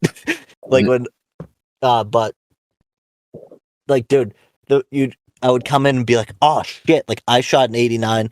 Like we were playing D1 schools in this tournament, so we knew we weren't going to win. But like I'm like, "Dude, we have a chance to not be like one of the last 2 teams this week." And it would be like the first guy would get like a 78 or an 82 or something like that, and you'd be like, "Fuck yeah." The second kid would be streaky, but sometimes he'd come in with like a low 90, and you were like, "Word." And then I would fucking come in if I had a low round. I'm like, "Dude, we have a fucking chance here." And then Hunter would come in, and we knew he was coming in with like a low 100s normally. And then this kid would come in, dude, and it would just be every fucking time. You'd be like, all right, dude, he just needs to shoot a 130, and we don't come in fucking last. It seems like a 190. But like, I don't want to laugh because I feel like that's me. Well, from the tips, dude, it's a completely different thing, and especially in the courses. You probably play it differently. Plus, you didn't play college golf, so. Yeah, but I feel like he's like the equivalent of me, just like no, like dude, he wouldn't have played at 96% of the like Division III. Well, dude, it tells you a lot. When I could have gone to MCLA and been a 2-sport athlete. Oh, 100%, dude. I was thinking about. I couldn't play D3 anywhere, but like that's the only place I could have played. 100%. Dude, we should have all went to MCLA and played our There sports. were some schools where I think I could have walked on and maybe been like fucking not play. Yeah. But like, dude, MCLA, I like genuinely feel like if I put even the minimal amount of effort, like I probably could have started at baseball. Like it just, they weren't. Oh, yeah. Yeah, 100%. Dude, I inquired about the Plymouth State club team, the club golf team. And I was like, yeah, what do you guys like shoot? He's like, oh, like 73, 74. I go, wait, excuse me? He goes, yeah, like we're like low 70s, like some guys mid 70s, some guys like very low 80s once in a while. I was like, all right, never mind. I didn't know this was this fucking competitive. I'm like, dude, you're a club team. Chill. I want to drink some beers and play some golf. Like, Well, what are you dude, talking about? Low some of those- 70s? Did they have a real team? No, they didn't. Only club. That's the thing, dude. When like the schools don't have a real team, they just fucking like it's Yeah. all the kids who would have It's like played. club hockey. Like club hockey is a lot of those schools are like would be D1. Yeah. And that's like even, dude, a lot of kids, like Plymouth had a really good hockey team for D3. And a lot of the kids, they would get from juniors. So it'd be like 24-year-old Yeah, I was freshmen. just say from fucking hockey. Czechoslovakia. Hockey kids are the worst. Because the thing about hockey kids, they all dress the same. You know what I mean? You can just spot a hockey kid because Yeah, they facts. dress like they shop at Express and H&M. And they wear those pants, you know, and you can see their fucking thighs coming out, and they're like 38 years old in your class, like living in the dorms. Yeah, exactly. Yeah, dude, even the UML team, they had a few kids who were like younger and were in the draft and stuff, but like most of them were like 25 years Yeah, old. they're like 25-year-old Russian and Canadians. It's Yeah. like, dude, like why are you fucking like it's wild. We had a ton of kids from like Sweden, Canada, obviously, like Czech. It was wild. And then a lot of them, after they graduated, we had a few get drafted to the NHL, never like made it, but a lot of kids would play in Europe, just in pro leagues. It's still pretty cool, you know? Hockey's Oh, no, yeah, dude. Yeah, hockey and lacrosse are those two sports where like kids can't or like people can't quite give it up yet. Yeah. Dude, Like get most this one. sports, like yeah. We had a kid that played hockey at Arizona State, D1, like primetime hockey. And he transferred to fucking Plymouth State to play because he was sick of playing D1 because he didn't want to be on planes that much. Like, yeah, I wasn't getting any ice time.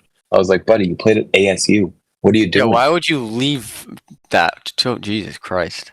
It's like just like funny because they always go. They get out of high school and they're like, I'm gonna go to fucking this prep school, and then you kind of like you're like, man, they're good, and then they end up at like a fucking D3 school. I'm like, damn, you like did all that. Yeah. Then end up at a real. D3 school. So Yeah. all that, and you're playing. We're playing for the Plymouth State You're Panthers and Plymouth playing New at Hampshire Suffolk against University Keene now? State on Hockey? a Saturday night. Like, what the fuck? Yeah, it's fucking nuts, dude. You're just like me. You're just like me. I know I started a new joint, but I fucking lost it, which is great. That's killer. I gotta go to bed soon. Yeah, no, I didn't realize how long it was. Dude, Havey, everybody make sure you go check out New England Freshwater on Insta. Are you on fucking YouTube yet?